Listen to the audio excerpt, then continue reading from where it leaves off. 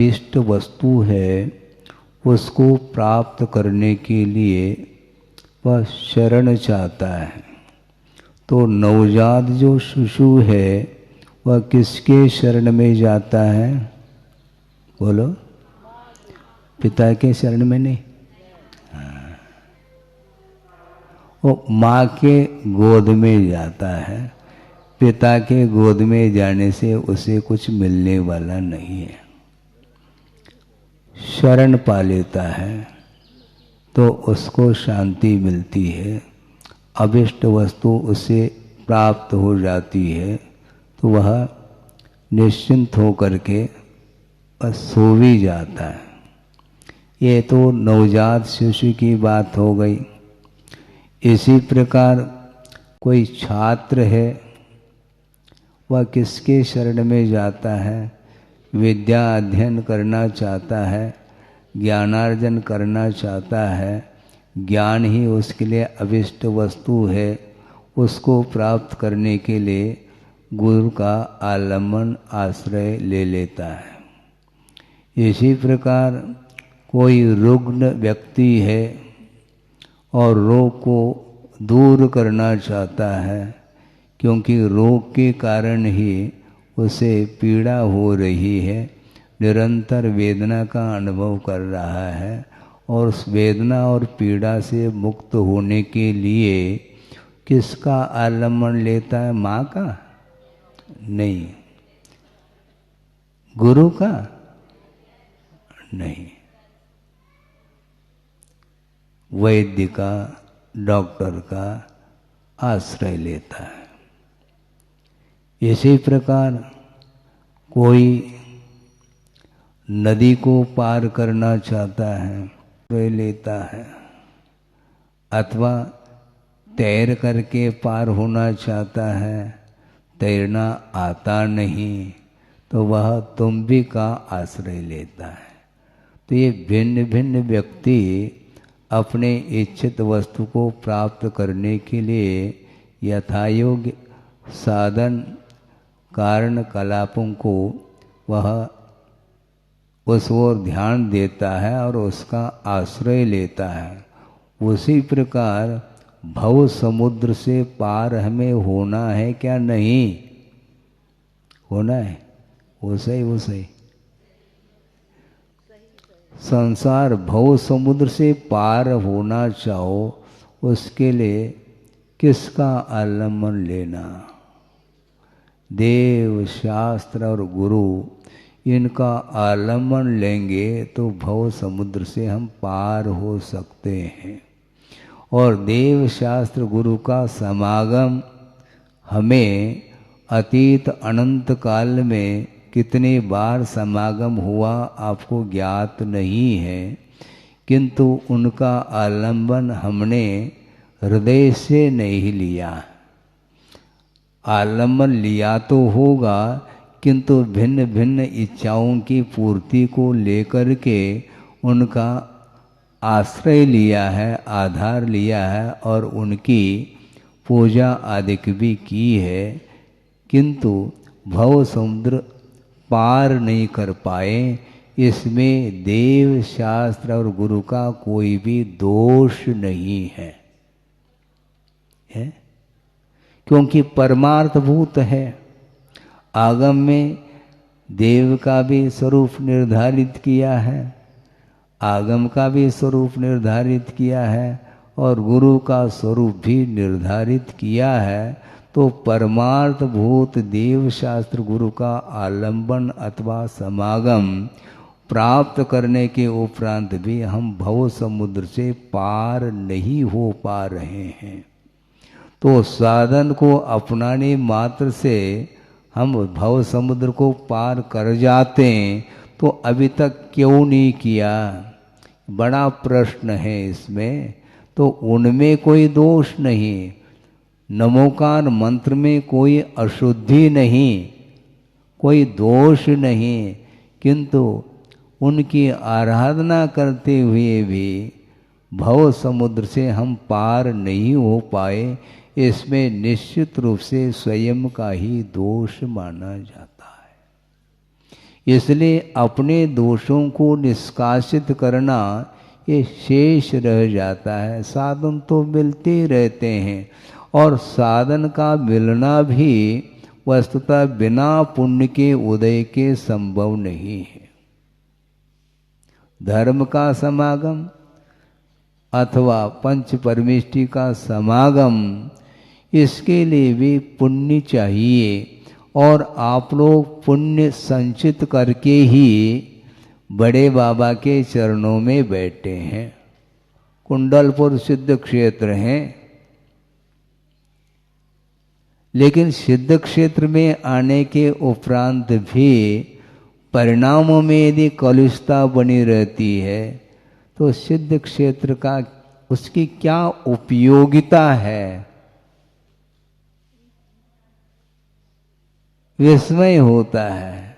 साधन नहीं मिलता है तो विशुद्धि नहीं बढ़ती है तो कोई बाधा नहीं। साधन मिलने के उपरांत भी विशुद्धि न बढ़े तो उसमें किसका दोष है? हमें बता दो। ये जितने भी साधन हैं ये बहिरंग साधन हैं। बहिरंग साधन के माध्यम से जो अंतरंग जो राग द्वेषादिक भाव कर्म के उदय में हो रहे हैं उनको पुरुषार्थ के बल से ही उसका क्षय आदि किया जाता है, जिसको अंतरंग कारण बोलते हैं। कर्म का क्षय करना है और किसका क्षय करना है? और कर्म का क्षय करने के लिए बहिरंग जो निमित्त हैं देव शास्त्र गुरु आदि हैं, तो उनका आलंबन उनका समागम के लिए भी आपके पास संचित पुण्य है। अब उस पुण्य का कोई सदुपयोग करता है तो उसका विकास हो सकता है, और संचित पुण्य का यदि दुरुपयोग कर लेता है तो निश्चित रूप से उसका विकास नहीं होगा, उसकी अवनति होगी। उन्नति के लिए ये साधन मिले हैं पुण्य के उदय में, उसका उपयोग करने के लिए भी आपके पास पुण्य चाहिए। एक अलग ही क्वालिटी का पुण्य होता है जिसके माध्यम से संचित जो पुण्य है उसका सदुपयोग होता है। शरीर मिला है, निरोग शरीर मिला है, इंद्रियां प्राप्त आपको हैं, आंखें मिली हैं और उसका उपयोग भी होता है, दुरुपयोग भी होता है। तो दुरुपयोग करने के लिए आंखें मिली है क्या? मात्र विषय सेवन करने के लिए इंद्रियां मिली हैं क्या? मात्र विषयों का उपभोग करने के लिए मन मिला है क्या? सत्विचार करने के लिए अपना और पराया इसका स्वरूप ज्ञान जो प्राप्त होगा वह मन के माध्यम से होगा, और मन भी मिला, इंद्रियां भी मिली, निरोग शरीर भी मिला और वैभव भी मिला, किंतु उन सभी साधन सामग्रियों का दुरुपयोग कर रहा है। उसमें किसका दोष है? महाराज कर्म का उदय है। गलत बात है। कर्म का उदय आपको भी है, श्रवण के पास भी कर्म का उदय चल रहा है। महाराज पंचम काल है तो गुरुदेव चतुर्थ काल में पैदा हुए हैं क्या? 50-55 साल तक निर्दोष चर्या का पालन करते हुए अनेक प्रकार के परिश्रमों को सहन करते हुए आत्मकल्याण, आत्मा की साधना, रत्नत्रय की आराधना निरंतर करते रहे, और मात्र आत्म कल्याण करने के लिए एकमात्र पुरुषार्थ नहीं किया, किंतु जो कल्याण करना चाहता है ऐसा जो भव्य जीव आते हैं उनके लिए भी उन्होंने शरण दिया है। लेकिन शरण मिलने के उपरांत भी उसका आप लोग सदुपयोग यदि नहीं करते हैं और मात्र पंचम काल है, आज दीर्घ सनन नहीं है आदि आदि, ये सारे सारे क्या है? ये बहाना है। और क्या? उनके लिए कौन सा चतुर्थ काल मिला? उनके पास कौन सा दीर्घ सौनन मिला? जितना पुण्य लेकर के आए उतना ही पुण्य आपके लिए मिला हुआ है। उसी में एडजस्ट करके अपने को कर्म के क्षय करने के लिए समीचीन पुरुषार्थ, अच्छी दिशा की ओर, मोक्ष मार्ग की अपेक्षा से पुरुषार्थ हमें करना होगा। पुरुषार्थ करके कोई आपको दे नहीं सकता। यहाँ पर देने की बात नहीं। महाराज हमने सुना है भगवान देते हैं, अच्छी बात है, धारणा पक्की है, पक्की है महाराज, तो ठीक है ना, 24 घंटा उनके चरणों में रहो, रसोई घर में नहीं जाना है, क्योंकि भगवान देते हैं। कल्पवृक्ष हैं क्या वो? कल्पवृक्ष की उपमा दे सकते हैं, ये भक्तिवशात सब कुछ किया जा सकता है, किंतु भगवान नहीं देते, ये ध्यान रखो। भोग भूमि पहुंच जाता है जीव, वहां पर जनबिंब है नहीं है ना, तो भगवान कैसे देंगे? यहां से भेजते होंगे।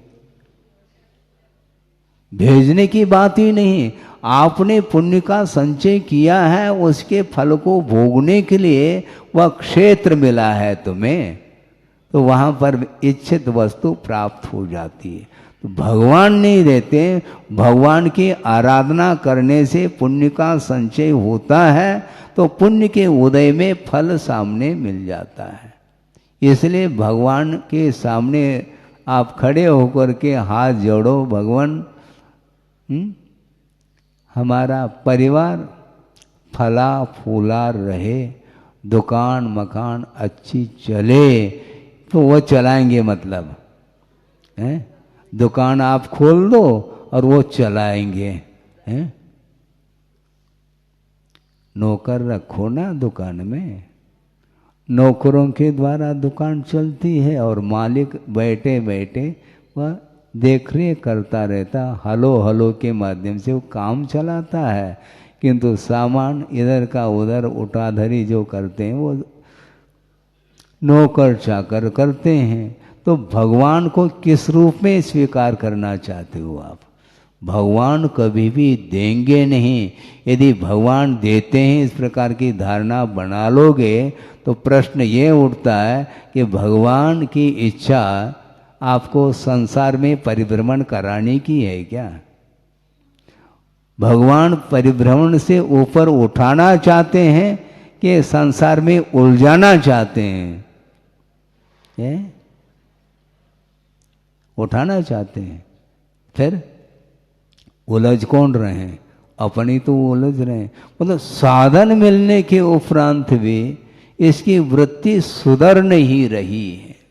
सामने प्रभु विराजमान हैं, सामने गुरु हैं, सामने जिनवानी हैं, क्षोभम भी है, इसके उपरांत भी उसका सदुपयोग करने के लिए वह पुरुषार्थ नहीं करता। करना चाहिए, तभी ये सारे सारे साधन आपके लिए उपयोगी सिद्ध हो सकते हैं। तो मैं क्या कह रहा था, आलंबन की बात आ रही थी। भिन्न भिन्न व्यक्ति हैं, अपने अपने इच्छित वस्तु को प्राप्त करने के लिए उसी साधन को अपनाते हैं। तो आपको भव समुद्र से पार होना है, तो भगवान पार नहीं कराएंगे, ये ध्यान रखो। महाराज फिर क्या कराएंगे वो? आपको पार होना है तो वो उपस्थित हैं, उनका दर्शन करो, उनकी पूजा करो, उनकी उपासना करो, उनकी आराधना करो और हृदय से करो, और प्रभु बनने के उद्देश्य को लेकर के करोगे तो भगवान आपके लिए आशीर्वाद देंगे। आशीर्वाद का अर्थ क्या? आपका कार्य हो जाएगा, यही आशीर्वाद माना जाता है। भगवान कभी आशीर्वाद देते नहीं, गुरु भले ही दे देते हैं, ठीक है, भगवान की आज्ञा है, लेकिन भगवान भी कहते हैं उतना ही देना। नहीं तो दिन भर आशीर्वाद ही देते रहोगे तो तुम्हारा कल्याण नहीं होगा। कल्याण की दृष्टि से अपने कार्य को छोड़ करके बाहर आते हैं तो थोड़ा सा दे देते हैं, किंतु स्वयं अपना आत्मकल्याण करने के लिए निरंतर वो पुरुषार्थ करते रहते हैं। बिना पुरुषार्थ के न कोई लौकिक कार्य संपादित हो सकता है, न परमार्थ संबंधी कोई कार्य हो सकता है। इसलिए पुरुषार्थ करो, हाथ जोड़ करके बैठो नहीं, हाँ, पुरुषार्थ करो। तो पुण्य का संचय करने के लिए भी पुरुषार्थ चाहिए। इसलिए प्रवृत्ति में जब श्रमण आता है उस समय विशेष रूप से आश्रव उनके द्वारा होता है। संवर और निर्जरा की प्रमुखता ये गुप्ति में है और प्रवृत्ति में आश्रव की मुख्यता है। इसलिए सप्तम अध्याय में ये अध्याय किसका वर्णन करने वाला अध्याय है? पुण्याश्रव। सामान्य रूप से छठे अध्याय में कर्म का आश्रव का वर्णन करने वाला वह छठा अध्याय है और विशेष रूप से पुण्याश्रव का वर्णन करने वाला वह सप्तम अध्याय है। जबकि वो सप्तम अध्याय में व्रतों का भी वर्णन है। तो व्रतों के द्वारा आश्रव होता है क्या महाराज? आश्रव एकांत से नहीं होता, किंतु आश्रव की मुख्यता इसलिए है क्योंकि वह प्रवृत्ति में है। किंतु प्रवृत्ति से ऊपर उठ कर के जब ध्यान आदिक में वह पहुंच जाता, उस समय एकांत रूप से संवर और निर्जरा होती है।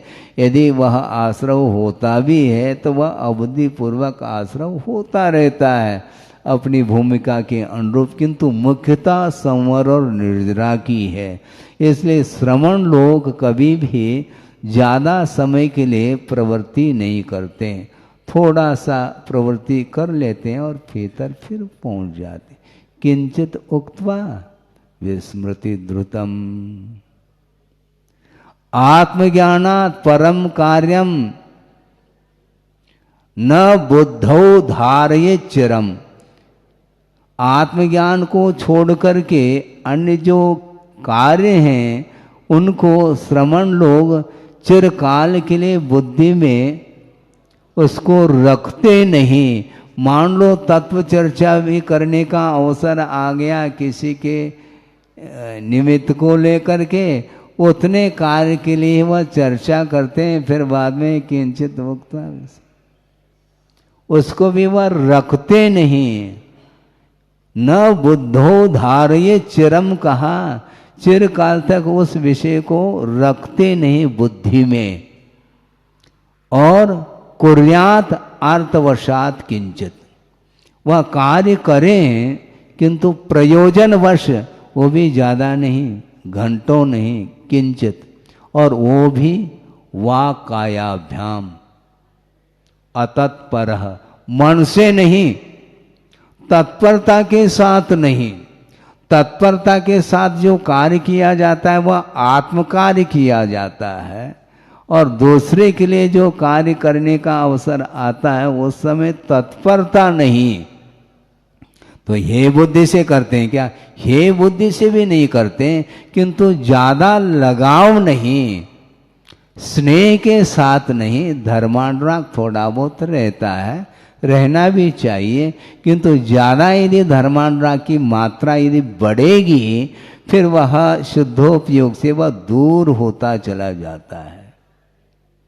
शुद्धोपयोग के पास पहुंचाने के लिए श्रमण को शुद्धोपयोग के निकट पहुंच जाए, इस उद्देश्य को लेकर के कुंद कुंद आदि आचार्य हुए हैं। उन्होंने कहा है वहाँ कायाभ्याम अतत्परः, तत्परता के साथ नहीं, थोड़ा बहुत आप वचन के माध्यम से, कायिक चेष्टा, वैयावृत्ति आदि के माध्यम से उसका हित कर लो, ज़्यादा नहीं। ज़्यादा यदि करेंगे तो फिर वो सो जाएगा,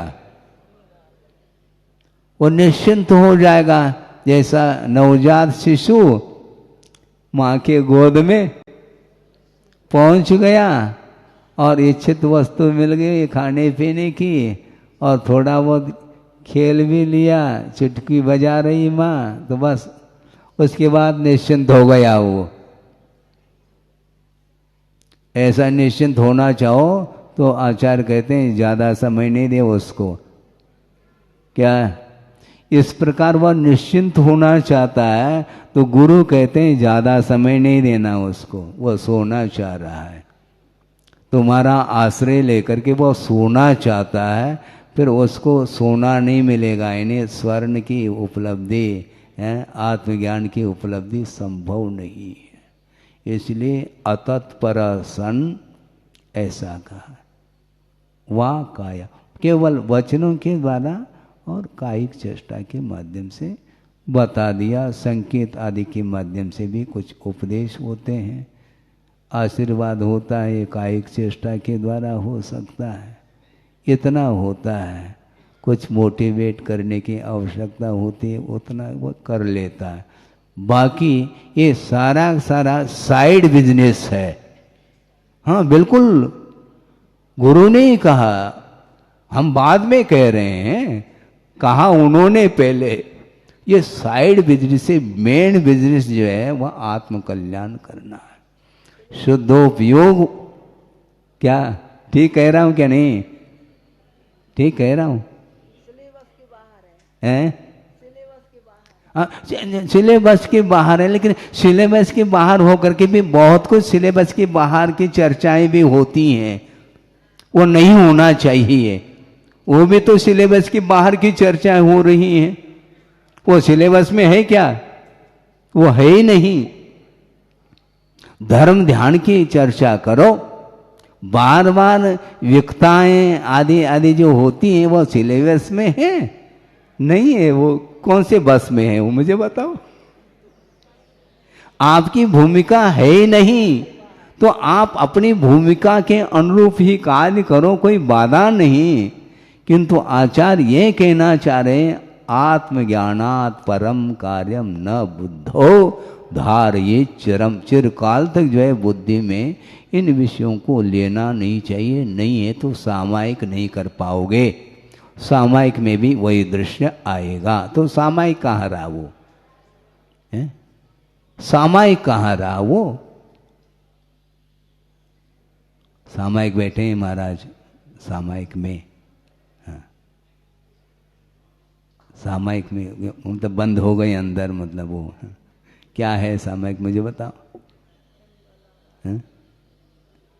दरवाजे के अंदर बंद हो गए क्या? सामायिक का अर्थ क्या है? साम्य भाव में लीन हुए हैं, वो सामायिक माना जाता है। इसलिए गुरुदेव बार बार कहते हैं हमें भक्त प्रत्याख्यान भी करना है और भक्तों का भी प्रत्याख्यान करना है, ये उन्होंने कहा है।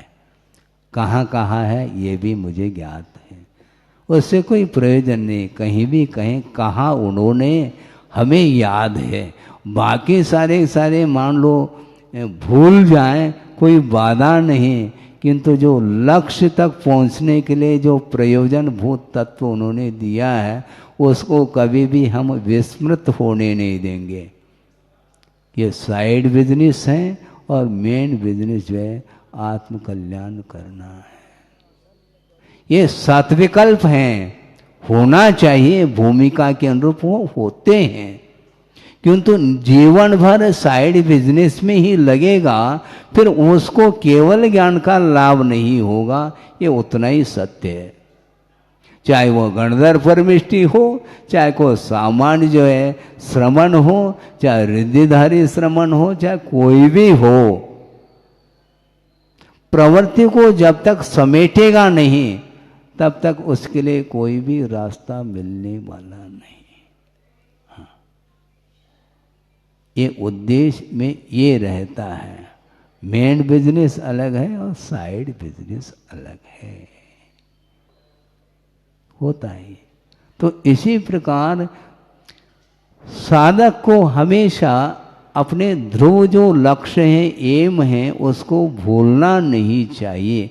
उसकी प्राप्ति के लिए सारा सारा आयाम है अथवा ये चेष्टाएं हैं, पुरुषार्थ हैं, उपक्रम हैं। किंतु लक्ष्य को भूल करके आप कार्य करोगे तो निश्चित रूप से उसमें भटकाव है, अपने ध्रुव लक्ष्य तक नहीं पहुंच पाएंगे। तो क्या करें, अब समय तो हो रहा है, 9:20 हो गए। बहुत सारा विषय है जो आगम में वह सारा उल्लेख मिलता है। भले आगम में संक्षेप के साथ वर्णन किया है, किंतु एक एक सूत्र में अनंत अर्थ गर्भित है ये कहा गया है। हमें सूत्र दे दो महाराज, कितने सूत्र, एक सूत्र पर्याप्त होना चाहिए। अनंत गर्भित, अनंतार्थ गर्भित है उसमें। अनंतार्थ को जान लिया क्या? नहीं जाना। जहाँ तक गति है वहाँ तक होना चाहिए। जितना क्षोभ में उसमें पर्याप्त हो जाता है। हाँ। है? क्या कह रहे हैं? अब है कितना, इसको ले लो और कोई भी ले लो। है क्या? आखिर सूत्र है, संकेत हैं, उसमें हमें थोड़ी उलझना है। मेले जो पत्थर हैं वो देख लिया, लेकिन कदम नहीं उठाएंगे तो मेलेज पत्थर क्या करेगा? यहाँ से 300 किलोमीटर है छिंदवाड़ा, और छिंदवाड़ा 300 किलोमीटर है, कदम रखे तो छिंदवाड़ा, वो आने वाला थोड़ी। छिंदवाड़ा 1 इंच भी खिसकेगा नहीं, ये ध्यान रखो।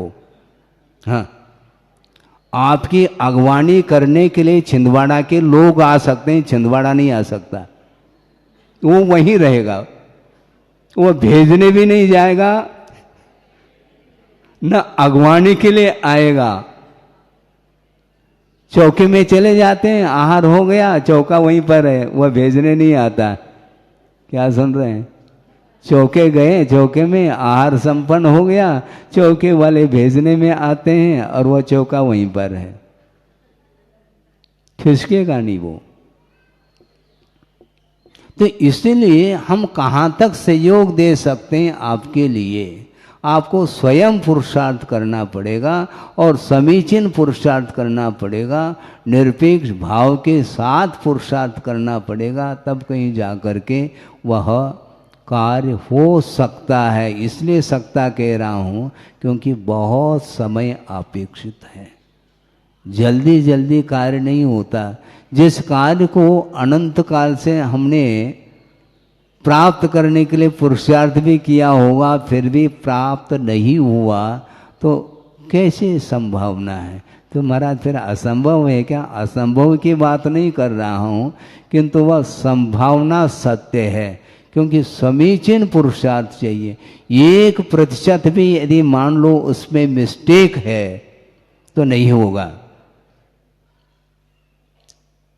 भयानक उपसर्ग हुआ पांडवों के ऊपर, 3 पास हो गए, मुक्त हो गए, 2 क्यों नहीं हुए?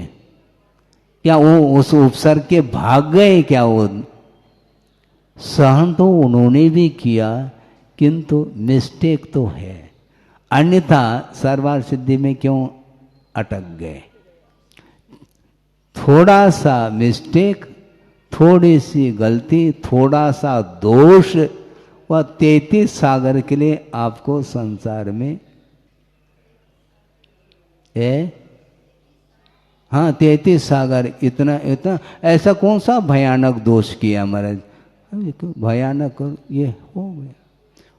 33 सागर फिर भी ठीक है, क्योंकि वहाँ पर कोई प्रतिकूलता नहीं है, इसलिए बहुत जल्दी वह समय व्यतीत हो जाता है। सुख सागर में रमत निरंतर जातन जान्यो कालो। लेकिन 33 सागर यदि नरक में कोई पहुंचा है, फिर एक एक सेकंड उसके लिए एक दिन के समान उससे भी ज़्यादा महसूस करता है। इसलिए सर्वार्थ सिद्धि पहुँचे हैं, ये भी ठीक है। सप्लीमेंट्री आ गई बोलते हैं आचार्य महाराज, वो आ गई, क्या करते, फिर से देव परीक्षा देना ही है। तो इसलिए आलम्बन देव गुरु शास्त्र का लेकर के अपने उद्देश्य के अनुरूप यदि आप कदम बढ़ाते हैं तो निश्चित रूप से वह गंतव्य प्राप्त हो सकता है, मुक्ति मिल सकती है। मिले इस पवित्र भावना के साथ। अहिंसा परमो धर्म की जय। सूर्य के पास धरती को प्रकाशित करने की क्षमता है। अपने किरणों के माध्यम से पूरे विश्व को प्रकाशित करता है।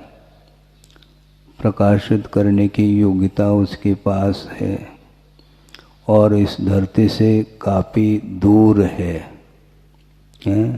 हजारों नहीं लाखों किलोमीटर।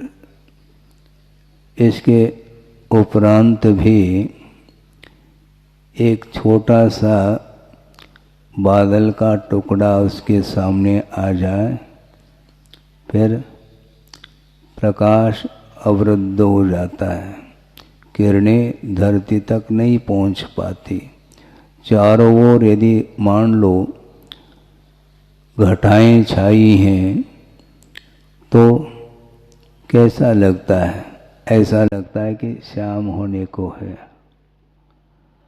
और उतने दूर से अपने किरणों के माध्यम से कमल को भी खिला देता है,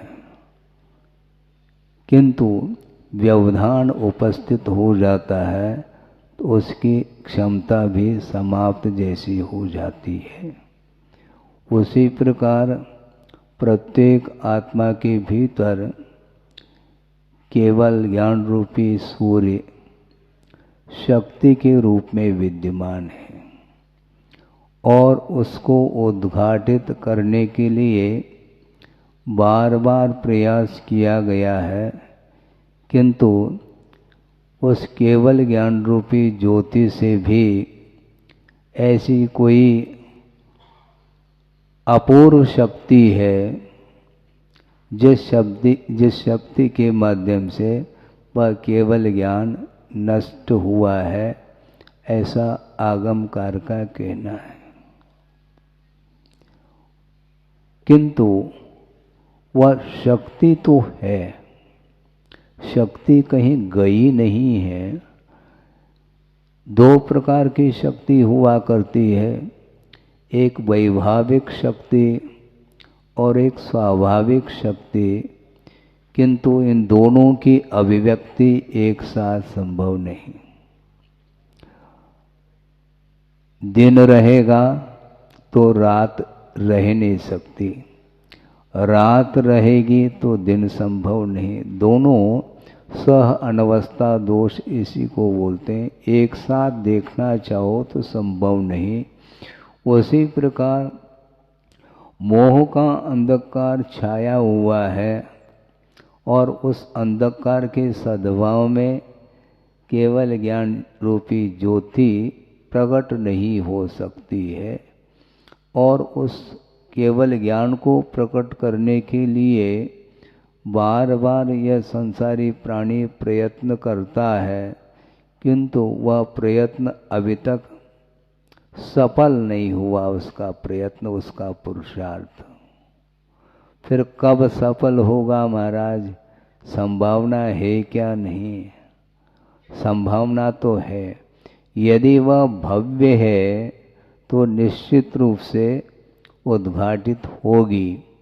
लेकिन एक और विषय आपके सामने आगम के आधार से रख रहा हूँ कि ऐसे भी जीव हैं, दूरांदूर भव्य की बात नहीं कर रहा हूँ, वो तो है ही, अभव्य तो जाएंगे नहीं, दूरांदूर भव्य को भी मुक्ति नहीं मिलेगी। किंतु ऐसे भी अनंत भव्य जीव हैं, उनके लिए भी भविष्य में मुक्ति मिल सकती है क्या? प्रश्न है।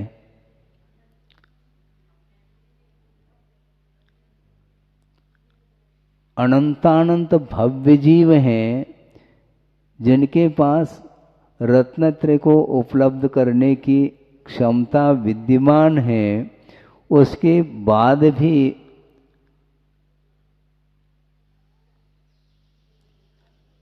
क्योंकि संसार का अंत जो होता है वह व्यक्तिगत संसार का अंत हो सकता है, किंतु नाना जीवों के अपेक्षा से कभी भी संसार का अंत नहीं हो सकता। अर्थ यह है भविष्य अनंत काल में ऐसे भी जीव विद्यमान रहेंगे जो भव्य हो करके भी मोक्ष को प्राप्त नहीं कर पा रहे हैं। प्राप्त नहीं करेंगे ऐसा नहीं कह रहा हूं, किंतु एक जीवापेक्षा, एक जीव के अपेक्षा से तो संभव है, किंतु नाना जीव अर्थात अनंतानंत जीव हैं, भव्य जीव, उनका यदि अभाव हो जाएगा तो ये संभव नहीं, क्योंकि मोक्ष मार्ग भी अनादि अनिधन है और संसार मार्ग भी अनादि अनिधन है। संसार समाप्त नहीं होगा।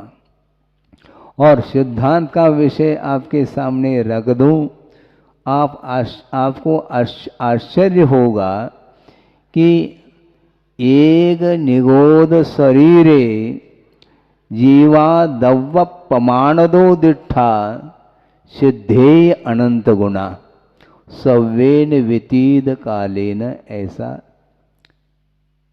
नेमिचंद्र चंद्र सिद्धांत चक्रवर्ती ने गोमठ सार में उल्लेख किया। एक निगोदिया जो जीव है उसके शरीर के भीतर कितने जीव हैं, पहला अपन ये तय कर लें कि निगोदिया जो जीव है उसके शरीर की अवगाहना कितनी है।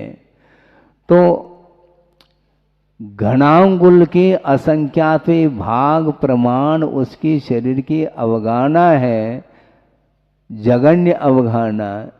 तो ऐसी स्थिति में वह अवगाहना वह दिखाई नहीं पड़ रही है, और उसके भीतर कितने निगोद राशि है उस शरीर के, एक निगोदिया शरीर के भीतर, तो सिद्धेय अनंत गुणा।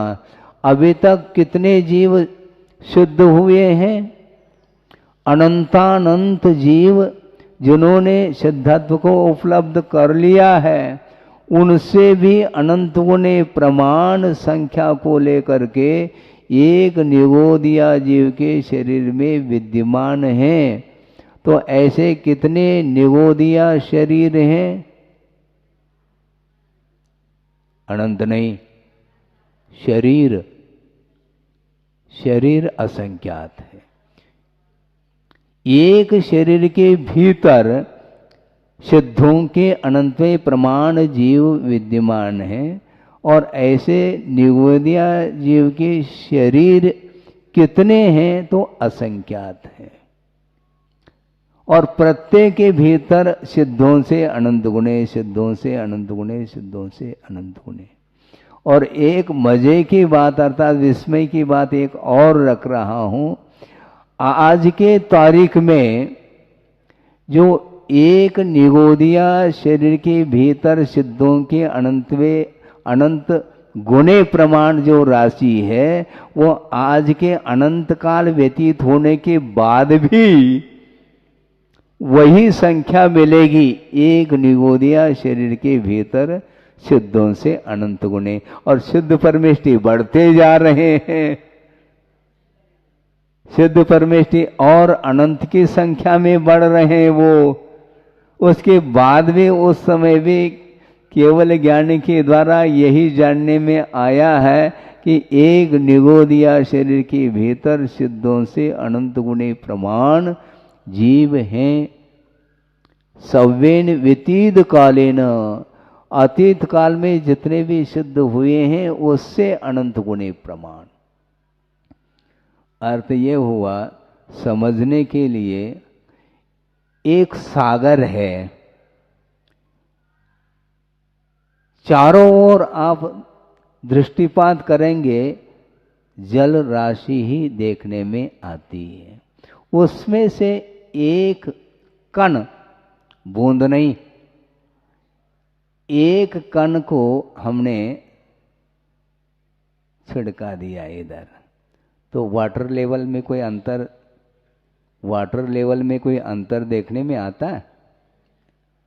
तो कम तो हो गया, एक कण तो निकाल दिया। कण निकालो, किंतु उसमें जिस प्रकार जल की राशि में अंतर दिखाई नहीं देता, उसी प्रकार ये अनंत शुद्ध होने के उपरांत भी एक निगोदिया शरीर के भीतर जो जीवों की संख्या है वह कम हुई देखने में नहीं आ सकती। तो ऐसी स्थिति में संसार का अंत हो तो कैसा हो सकता है, मुझे बताओ। क्योंकि अनंत की संख्या भी निर्धारित की है कि आया भावे व्यये सति अपि यस्य अंतो न विद्यते स अनंत, ऐसा कहा। आय अर्थात कोई संख्या जुड़ नहीं रही और व्यय प्रतिसमय हो रहा है, फिर भी जिस संख्या का अंत न हो उसका नाम अनंत कहा है। तो ऐसी स्थिति में संसार का कभी अंत नहीं होने वाला है। एक व्यक्ति विशेष की अपेक्षा से संसार का विच्छेद संभव है, किंतु नाना जीवों की अपेक्षा से संसार का अंत न अभी तक हुआ न कभी होगा। तो ऐसी स्थिति में भव्य जीव भी यहाँ पर बने रहेंगे, उनको मुक्ति नहीं होगी क्या?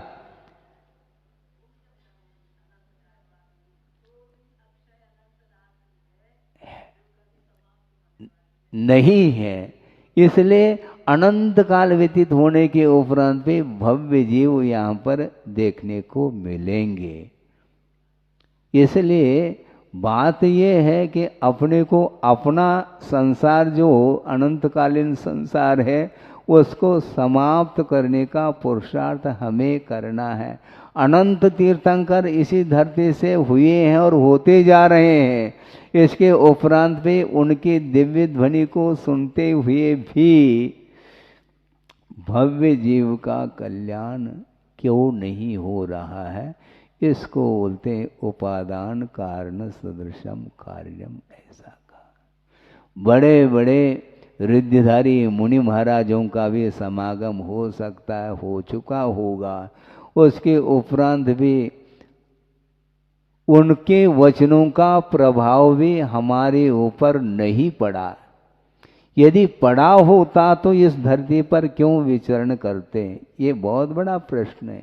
इससे स्पष्ट है कि उनका प्रभाव, उनके वाणी का प्रभाव एकांत रूप से पड़े ये अनिवार्य नहीं। उपादान आपका यदि है तो वह वचन उनके प्रभावकारी सिद्ध होते हैं, और उपादान नहीं है तो नहीं। और उपादान तगड़ा है तो रिद्धिधारी मुनि महाराज की भी कोई आवश्यकता नहीं।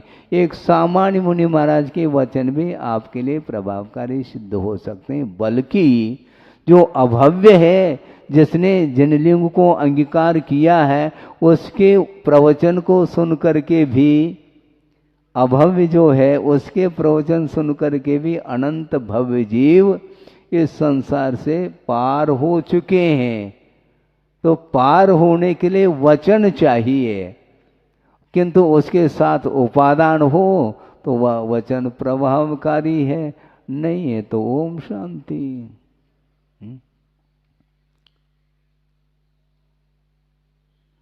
कौन प्रेरणा दे सकता, मुझे बोलो। प्रेरणा कोई दे नहीं सकता। कोई लेना चाहे तो अलग हो।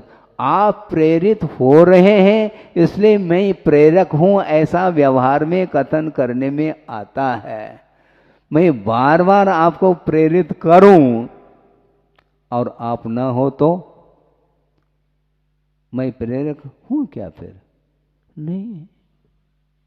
उपदेश आम सभा के लिए दिया जा रहा है, और उन वचनों का, प्रवचन का जो प्रभाव है किस एक व्यक्ति विशेष के ऊपर पड़ जाता है, वह व्रत आदि को अंगीकार करने के लिए अग्रसर होता है, और पूरी सभा नहीं। इसका अर्थ मैं प्रेरक रहा क्या? यदि मैं प्रेरक रहा तो एक व्यक्ति विशेष के प्रति मेरा प्रवचन रहा है क्या? फोकस किसी एक व्यक्ति के साथ है क्या? नहीं। सबका कल्याण हो, विश्व का कल्याण हो, इस प्रकार भाव रख कर के ही देशना दी जाती है। इसके उपरांत भी उपादान अर्थात योग्यता जिसके अंदर नहीं है तो वह कभी भी देशना प्रभावकारी सिद्ध नहीं हो सकती है। इसलिए आपको प्रयत्न करना है। मैं ज़्यादा प्रयत्न नहीं कर सकता क्योंकि मैं बहिरंग साधन के रूप में उपस्थित हूँ। जो अंतरंग योग्यता है वह महत्वपूर्ण है और उपादान जिसको बोलते हैं वह एक ही हुआ करता है, किंतु उस उपादान के भीतर से जो शक्ति उद्घाटित होगी उसके लिए अनेक निमित्त हो सकते हैं, किंतु उपादान नहीं है तो निमित्त किसी भी काम के नहीं, ऐसा सिद्धांत बोल रहा है। एक घड़ा बनाना है, घट का निर्माण किसके द्वारा होगा? उपादान की दृष्टि से मिट्टी के द्वारा है। घट रूप परिणमन करने की योग्यता उस मिट्टी में है, किंतु वह घट रूप परिणत कब होगी? बिना निमित्त के नहीं। निमित्त कौन कौन से गिनो? कुम्हार हैं,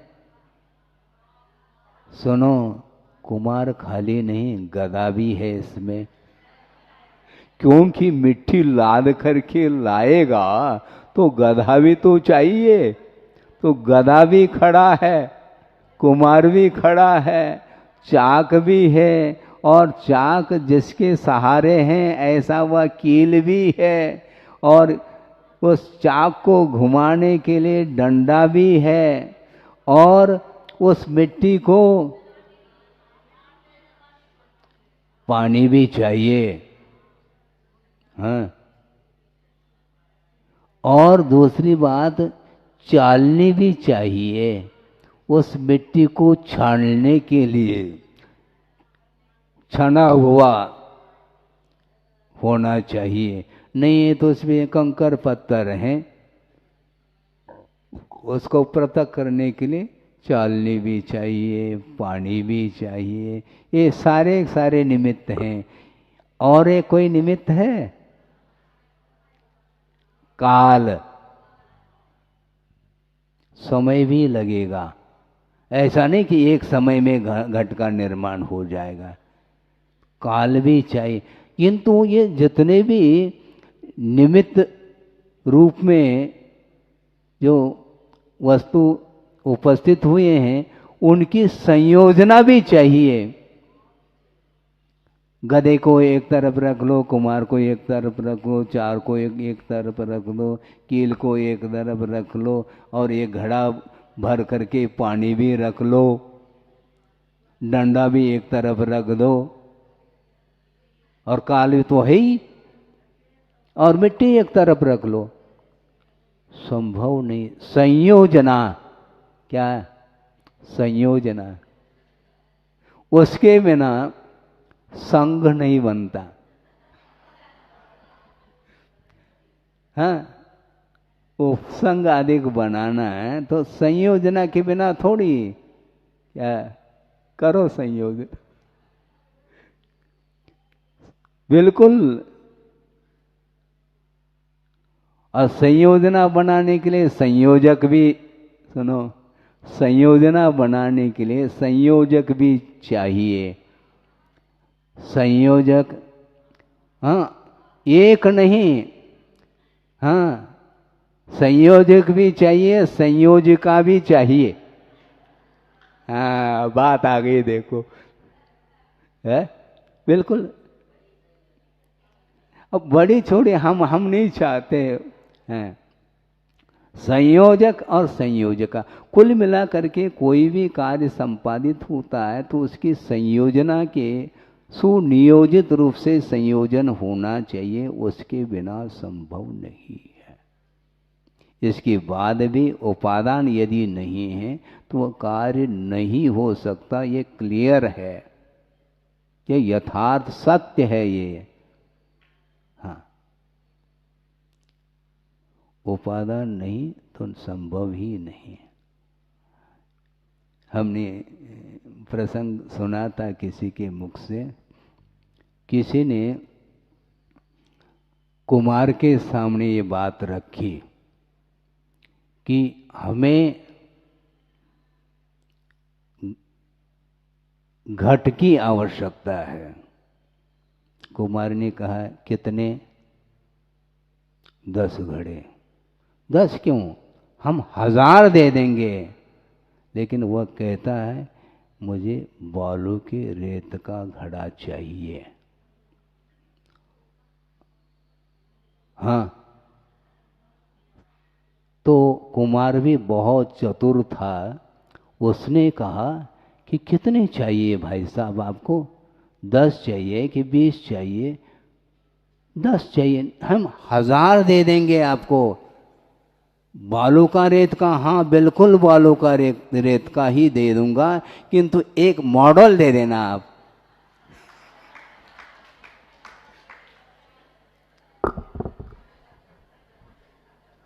अब संभव नहीं।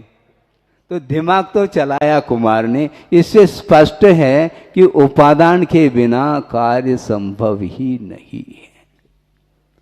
भगवान भी उपस्थित हो जाए, किंतु रेत ही रेत है मान लो, तो कैसे घड़ा बनाएंगे? वो है अभव्य है, वह रेत के समान है, दूरान दूर भव्य है, वो भी उसी ढंग का है। किंतु जो भव्य है वही होगा, और वो भी उपादान कारण सदृशम कार्यम, ऐसा कहा। और उपादान कारण सदृशम कार्यम ये अलग है। इससे आगे बढ़ करके योग्य उपादान कारण सदृशम कार्यम ऐसा भी कहा। समझने के लिए आम के पेड़ में आम लगे हैं, पकने की योग्यता है कि नहीं? बोलो, है ना? ये सामान्य योग्यता, किंतु योग्य उपादान चाहिए। मान लो ज्वार के समान वो आम हैं, छोटे छोटे चने के बराबर हो गए हैं। मान लो पाल विषय माली कर दोगे तो वो पकेंगे नहीं, सड़ेंगे वो, क्योंकि पकने की योग्यता उसके अंदर नहीं है, योग्य उपादान नहीं। योग्यता तो है किंतु उपादान तो है, किंतु योग्य उपादान भी तो चाहिए। तो योग्य उपादान कब है महाराज? मान लो वो आम उसी डाल पर वह छोटा था, फिर बड़ा होता होता होता पूरी तरह से वह बड़ा हो चुका है, और उसके ऊपर कुछ ऐसे पकने की योग्यता को लेकर के कुछ ऐसे लक्षण दिखाई दे रहे हैं, कुछ रेखाएं पीली पीली फूट रही हैं। तो उस समय वह माली सोचता है अब पकने की इसके अंदर योग्यता आई है, और इसको हम 10 दिन बिफोर पका सकते हैं। इसको बोलते हैं योग्य उपादान। उसके पहले नहीं, केरी के माफिक भी नहीं है, और उसको तुम पकाना चाहो, संभव नहीं है। इसलिए भव्य होने के उपरांत भी, उपादान होते हुए भी योग्य उपादान होना भी अनिवार्य है, ये स्पष्ट है। तो आपके अंदर योग्यता नहीं है ऐसा मैं नहीं कह रहा हूँ, क्योंकि मैं कह भी नहीं सकता, क्योंकि भव्य और अभव्य की जो पहचान है वह केवल ज्ञान का ही विषय बनता है, और अपने पास मध्य ज्ञान और श्रुत ज्ञान है, हम क्या कह सकते हैं? संभव नहीं। किंतु इसके उपरांत भी उपादान जागृत करने के लिए निरंतर पुरुषार्थ की आवश्यकता है। पुरुषार्थ के माध्यम से ही वह धीरे धीरे धीरे उसकी योग्यता सामने आ जाती है, और एक दिन वह उद्घाटित हो जाता है। तो केवल ज्ञान की शक्ति प्रत्येक जीव में विद्यमान होते हुए भी भव्य जीव में अभव में तो शक्ति तो विद्यमान है किंतु उसके अभिव्यक्ति संभव नहीं, किंतु जो भव्य है उसके भीतर वह शक्ति विद्यमान है किंतु उद्घाटित अभी तक नहीं हुई वह शक्ति। उसको उद्घाटित करने के लिए मोह के ऊपर कुठाराघात करने की आवश्यकता है। किसी व्यक्ति के ऊपर कुठाराघात नहीं करना भूल करके भी। हाँ, महाराज ने कहा है प्रवचन में क्या, कुठाराघात करने के लिए, किंतु किसके ऊपर, ये भी तो कहा है जिस किसी के ऊपर करोगे क्या, नहीं, कर्म के ऊपर कुठाराघात करना। और उसमें भी मोहनी कर्म ही समस्त कर्मों में राजा है, उस राजा को हराना है। सेना को हराने की आवश्यकता नहीं, उस राजा मोह रूपी राजा को हराने के लिए अपने को कुठाराघात करना है, अथवा उस मोह को जलाने के लिए, उसको दग्ध करने के लिए शुक्ल ध्यान रूपी अग्नि की आवश्यकता है। तो वीतरागता के माध्यम से मोह को समाप्त करो। एक दूसरे के साथ संघर्ष क्यों करना चाहते हो तुम? लड़ना है? लड़ो, मोह के साथ लड़ो और उसके माध्यम से केवल ज्ञान ज्योति प्रकट नहीं हुई है अभी तक। व्यवधान उपस्थित करने वाला वो मोहनी कर्म है, उसको समाप्त करने के लिए समय है, अवसर है, और हम इधर उधर कुठाराघात कर रहे हैं। जहाँ करना चाहिए वहाँ पर करो। अपने शरीर का घात करने के लिए भी निषेध किया है। आत्मघात ठीक नहीं, क्योंकि नो कर्म का घात करेंगे तो निश्चित रूप से हिंसा होगी, किंतु मोहनी कर्म के घात करने के लिए आज्ञा है आगम की, उसके माध्यम से हिंसा नहीं होगी, बल्कि अहिंसा धर्म के माध्यम से ही वह मोहनी कर्म समाप्त हो सकता है, होता है। आपका समय हो गया है, आधा घंटा हमारा निकल गया। थोड़ा सा विषय दे देते हैं तो आधा घंटा निकल जाता है, बिंदु बिंदु दे दिया। अभी बहुत सारा विषय है लेकिन समय भी चाहिए, इसलिए संसार का अंत कभी नहीं होगा। नाना जीवों के अपेक्षा एक जीव के अपेक्षा से अंत किया जा सकता है, किंतु पुरुषार्थ करेंगे तो अंत होगा। और विपरीत यदि पुरुषार्थ करेंगे तो निश्चित रूप से मोह और संचित होता चला जाएगा, उसके माध्यम से आत्मा का कल्याण नहीं हो सकता। आत्मकल्याण करने के लिए शरीर के प्रति और अन्य वस्तुओं के प्रति जो मोह ममत्व भाव है उसको समाप्त करने का पुरुषार्थ करेंगे तो निश्चित रूप से केवल ज्ञान रूपी ज्योति जल सकती है, जिसके माध्यम से आत्मा का भी दर्शन होता है और विश्व का भी दर्शन होता है। अहिंसा परमो धर्म की जय।